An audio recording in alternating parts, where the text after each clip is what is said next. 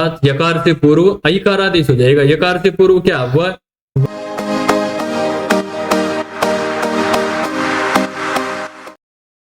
ओम नमस्ते जी। आज का हमारा विषय तद्धित प्रत्ययों में अचित हस्ती धेनोष्ठक नियम से प्रारंभ होगा।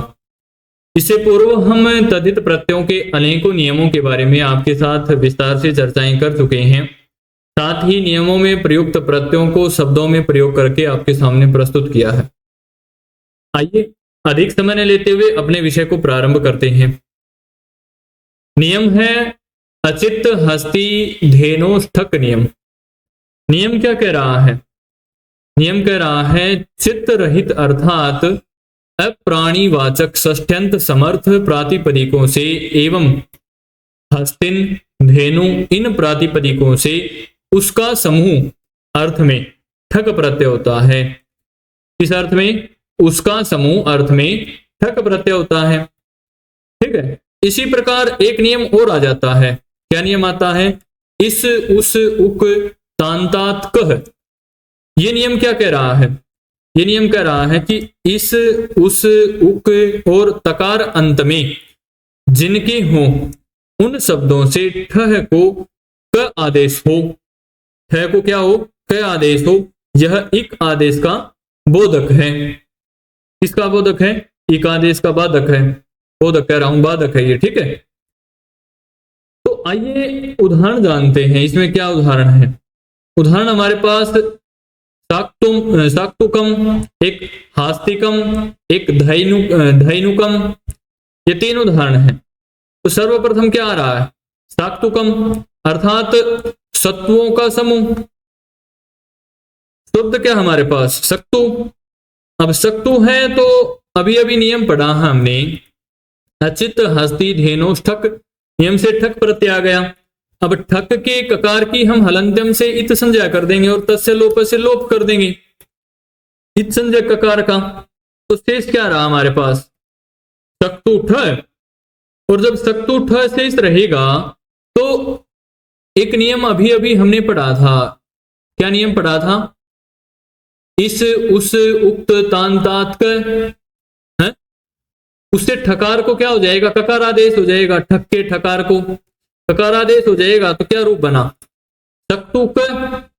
और किति चय से आदि अच को वृद्धि कर देंगे तो रूप क्या बन जाएगा? जब आदि अच को वृद्धि करेंगे तो रूप बन जाएगा सक्तुम के स्थान पर साक्तुम। साक्तुम क मिला देंगे तो साक्तुम क।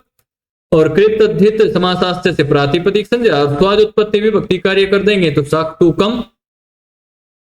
ठीक इसी प्रकार अगला उदाहरण है क्या? हास्तिकम, हाथियों का समूह। क्या अगला उदाहरण? हास्तिकम, हाथियों का समूह। अब हाथियों का समूह उदाहरण क्या है? शब्द क्या है? हस्तिन। हस्तिन से ठक प्रत्यय होगा। किस नियम से? अचित हस्ती धेनोष्ठक नियम से। अब ठसेक से ठक के स्थान पर इकादेश हो जाएगा। अब ठसेक से ठक के स्थान पर इकादेश हो जाएगा तो हस्तिन इक। अब इक होने के पश्चात किति चय से आदि अच को वृद्धि होगी। हास्तिन इक। नस्तदिते से टी भाग इनका लोप हो जाएगा तो हास्त इक। इनको मिला देंगे तो रूप क्या बनेगा? हास्तिक। हास्तिक है क्योंकि इक में ई है तो हास्तिक बन गया। फिर तद्धित समासास्त्र से प्रातिपदिक संज्ञा करके स्वाद उत्पत्ति विभक्ति कार्य कर देंगे तो हास्तिकम हमारा रूप बन जाएगा। ठीक इसी प्रकार जब आगे बढ़ते हैं तो अगला उदाहरण है धैनुकम। क्या उदाहरण है? धैनुकम, गायों का समूह। अब धैनुकम गायों का समूह है तो धेनु शब्द है। धेनु शब्द से ठक प्रत्यय हो जाएगा। किस नियम से? अचित हस्ती धेनोष्ठक नियम से। ठक प्रत्यय होने के पश्चात हलंत्यम से ककार की संज्ञा तस्य लोप से लोप कर देंगे।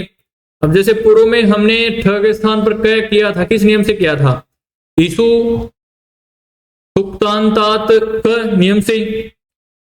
ठ के स्थान पर क्या हो गया? क। तो धेनु क किति चय से यहां पर क्या हो गया? आदि अच को वृद्धि।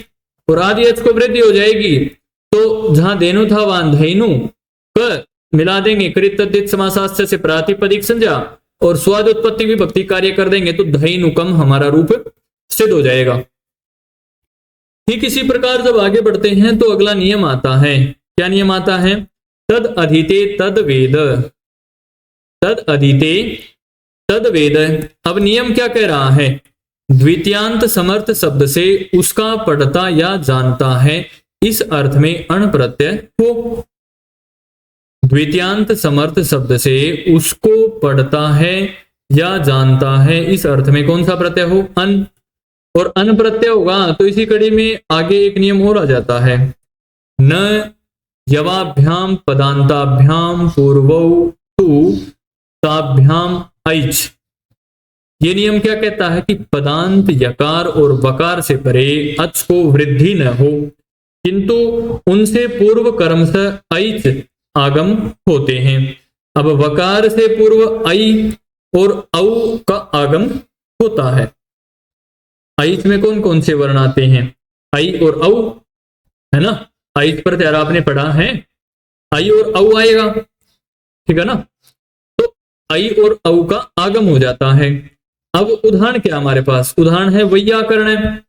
वो वैयाकरण है अर्थात व्याकरण पढ़ने वाला या जानने वाला, इस अर्थ में है। तो वैयाकरण है का शब्द क्या है? व्याकरण। व्याकरण शब्द में तद अधीते तद वेदत तद वेद नियम से अण प्रत्यय हो जाएगा। अब जब अण प्रत्यय हो जाएगा, व्याकरण प्लस अण, अण के णकार की हलंत्यम से इत संज्ञा करके तस्य लोप से लोप कर देंगे। और जिस प्रकार पूर्व में हमने तद्धितेषु चामादे नियम से आदि अच को वृद्धि की थी, वैसे ही यहां पर भी नियम आ रहा है, आदि अच को वृद्धि प्राप्त है। परंतु न युवाभ्याम न यवाभ्याम पदांताभ्याम पूर्वौ तु ताभ्याम मैच नियम से क्या हो जाएगा? है वृद्धि का निषेध करके यकार से पहले ऐकारादेश हो जाएगा, अर्थात यकार से पूर्व ऐकारादेश हो जाएगा। यकार से पूर्व क्या? वह को क्या हो जाएगा? ऐ। तो वैयाकरण प्लस में अ, ये रूप बन गया। अब यति हम से भय संज्ञा कर देंगे अंत्याकार की, और यस्यति च से भय संज्ञक आकार का लोप कर देंगे। और जब लोप हो जाएगा तो रूप क्या बनेगा हमारे पास? वैयाकरण है।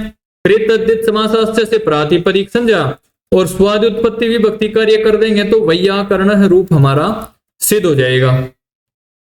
ठीक इसी प्रकार जब आगे बढ़ते हैं तो अगला नियम आता है क्रमादिभ्यो वुन। क्या नियम आता है? क्रमादिभ्यो वुन। अब नियम क्या कहता है? कर्म आदि द्वितीयांत समर्थ पदों से पढ़ता है या जानता है, इस अर्थ में वुन प्रत्यय होता है। कौन सा प्रत्यय होता है? वुन प्रत्यय होता है। उदाहरण क्या है? कर्म का, पद का, शिक्षक, मीमांसक, ये चार उदाहरण हैं और चारों ही महत्वपूर्ण हैं। शिक्षक के बारे में, मीमांसक के बारे में, पद के बारे में, कर्म का के बारे में आप जानते ही हैं। अब जैसे कर्म का है, वैदिक कर्म पाठ को पढ़ने वाला या जानने वाला है। अब जैसे शब्द हमारे पास क्या है? कर्म। अब कर्म से कौन सा प्रत्यय हो रहा है? वुन प्रत्यय। किस नियम से? क्रमादिभ्यो वुन से वुन प्रत्यय हो जाएगा। वुन का हमारे पास क्या शेष रहेगा? भू। हलंत्यम से नकार की संज्ञा करके तस्य लोप से लोप कर देंगे। अब पूर्व में हमने एक नियम पढ़ा था युवोर नाकौ। अब यू और नाकौ क्या कहता है? यू और वु के स्थान पर कर्म से अन और अकादेश हो जाए। अब यहां पर क्या है? वु है तो वु के स्थान पर क्या हो गया? अकादेश। अब कर्म प्लस में अक, यची हमसे भय संज्ञा कर दी अंत्य आकार की, और यसे तीचे से लोप कर दिया। तो इनको मिला देंगे तो कर्म का कृत तद्धित समासास्त्र से प्रातिपदिक संज्ञा, और कर्म का है स्वाद उत्पत्ति विभक्ति कार्य कर देंगे तो विसर्ग आदि भी हो जाएंगे और कर्म का रूप हमारा सिद्ध हो जाएगा। ठीक इसी प्रकार अगला उदाहरण आता है पद का, अर्थात वैदिक पद पाठ को पढ़ने वाला या जानने वाला।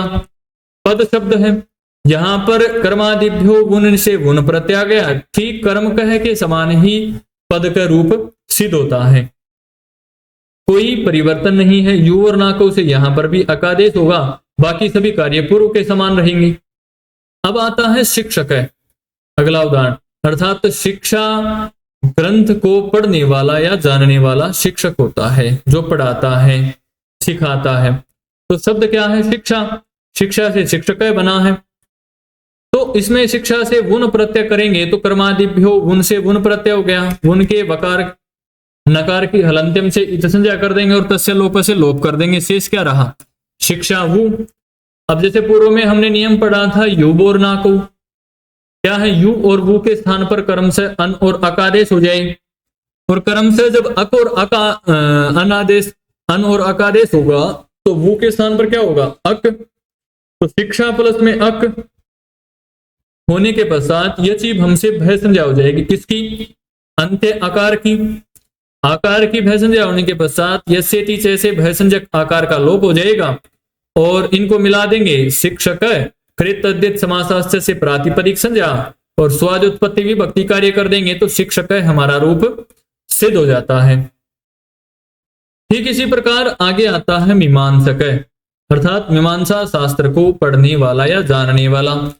अब दर्शनों में एक अंतिम दर्शन मीमांसा दर्शन भी आता है। ठीक है, तो शब्द क्या है? मीमांसा। मीमांसक है रूप बनाना है। जिस प्रकार शिक्षक बना था ठीक वैसे ही ये बनेगा। देख लेते हैं। कर्मादिभ्यो वुन से वुन प्रत्यय हो गया, वुन के नकार की हलंत्यम से इत संज्ञा करके तस्य लोप से लोप कर देंगे। अब वु के स्थान पर युवोर नाकौ नियम से वु को अकादेश हो गया, मीमांसा अक। अब यची भम से भय संज्ञा कर देंगे अंत्य आकार की। ठीक है, और ये से लोप कर देंगे तो मीमांस अक, और इनको मिला देंगे कृत तद्धित समासास्त्र से प्रातिपदिक संज्ञा करके, तो बनेगा क्या हमारे पास? है मीमांसा। मीमांसक है, ये यहां मीमांसा लिखा हुआ है, यहां मीमांसक बन गया है। और स्वादुत्पत्ति विभक्ति कार्य कर देंगे तो मीमांसक विसर्ग आदि भी कार्य हो जाएगा ना, और हमारा रूप सिद्ध हो जाएगा। ठीक है, आज के लिए हमारा विषय यहीं तक रहेगा। अगली कक्षा में हम आपके साथ पुनः मिलेंगे। धन्यवाद।